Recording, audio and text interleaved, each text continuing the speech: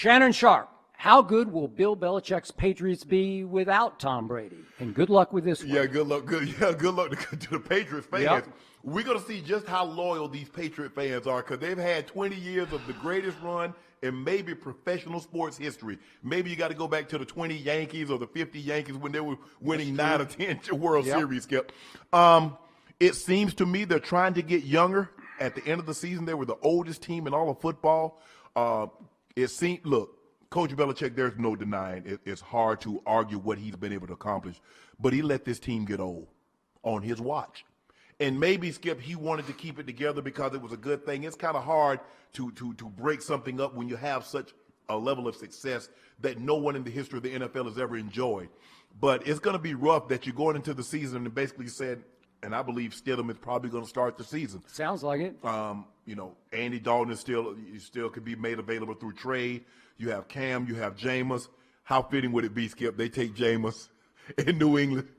I don't know if that's going to happen, considering. I would also say good luck to that. Good luck with that. Yeah, he turns the ball over way too much for Coach Belichick. For the first time, Skip, in probably 17, 18 years, they're not going to be favored to. I don't know if they're going to be favored to win the NFC East. I would probably say Buffalo. So would I. Would be favored to win the. I think hands down. Buffalo's done an unbelievable job. They added Stephon Diggs. That's not bad. Oh yeah, and on paper they're just better than the Patriots. Right? I agree. I think they're going to give him some leeway, Skip. I think the fans are going to understand. It kind of seems like they're kind of like rebuilding. Without saying we're rebuilding, it looks like they're rebuilding. Skip, you let Van Noy get out of there. You let Danny Shelton get out of there. You let some of the other guys get out of there. Deron Harmon, Jamie Collins. The center, Karras, he signed to go somewhere else. Yeah, Landon Roberts just went to Miami. Yeah. Wow. Okay. So it without him saying it and without them saying it, it looks like they're rebuilding.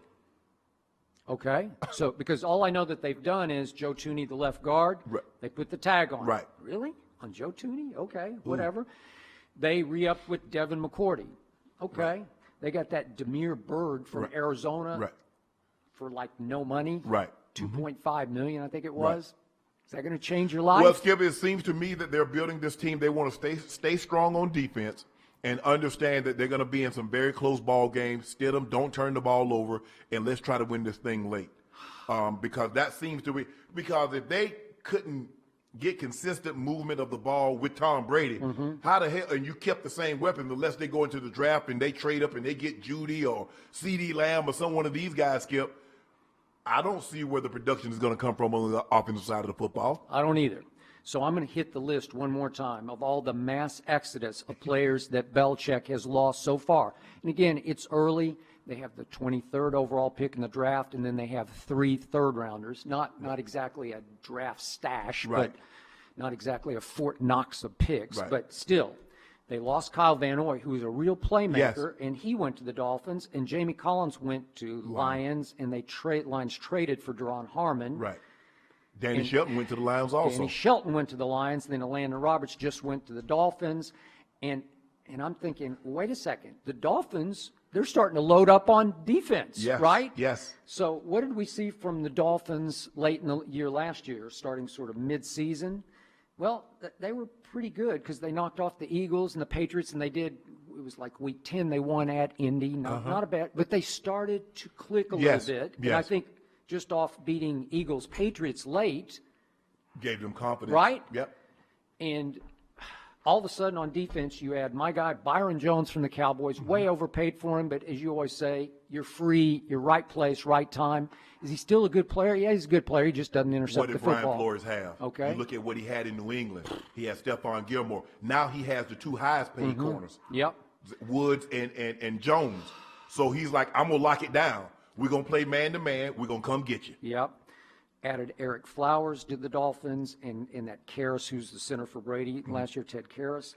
Ogba, who's a good edge rusher. Shaq Lawson. Yeah, they got him from KC. They did, okay. And Van Noy. I don't know. They're going to be much better on defense. Are they going to be a threat to Belichick? Yes, they will be. Absolutely, yeah. Everybody got better in that division except the Jets so far. Now, Jets can still make a splash. Skip, they need pass rusher. Jadeveon Clowney is still out there. Yep. So I got to tell you, right here, right now, on paper, if Jared Stidham is the starting quarterback next year, and I've told you this before, I watched so much of him at Baylor and Auburn. When the going got tough, he got crazy-eyed. Okay. That's what he got. He got deer in headlights looking to me, where he lost his poise in big moments. He is filling the biggest shoes any young quarterback has ever tried to fill in the history of this league. It's the GOAT shoes. Right. I feel for the kid. I That's do too. hard, man. Yeah. Okay, so what can you expect from him? Not a lot. Yeah. Remember, he had a preseason game this past year in which he threw a couple of picks and Belichick yanked him and put Brady back in. Skip, it's not very often that a guy comes in and follows a legend. Now, we get Aaron Rodgers following Brett Favre, and he's been as good, if not better.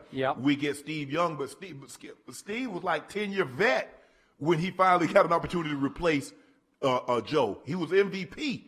So that's a little different than Stidham coming in and replacing Tom Brady.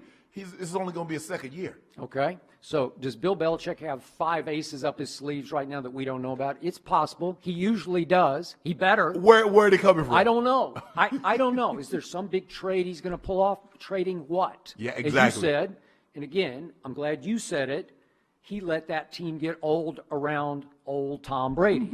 So last year was a rough year, and I remind everybody Tom Brady still had them right in position to have the 2 seed in the AFC, and then Belichick's defense gave up an 80-yard drive to Ryan Fitzpatrick, and the rest is history because they lost their bye week, and then they lost a home game to Tennessee. Okay, so I think you would agree with me then, Brady is going to make Belichick look bad next year. I believe so. But the thing that Coach Belichick has on his side, Skip, is that he'll coach, and you can coach longer than you can play. Let's just say, for the sake of argument, we're going to give Brady 2 years. He basically has 2 years to get to the finish line. He's running a sprint versus Belichick's. Right. I could say marathon. He could coach into his 80s. I wouldn't be shocked by that. Skip, at least, I mean, Coach Belichick could be 68. Could he theoretically coach 5 more years? Absolutely. Yeah, maybe more. Seriously. Yes. Okay. Thank you for watching. You can subscribe here to get the latest from the show, and be sure to check out more of the best clips from Undisputed, or go watch a few other segments from our other shows on FS1.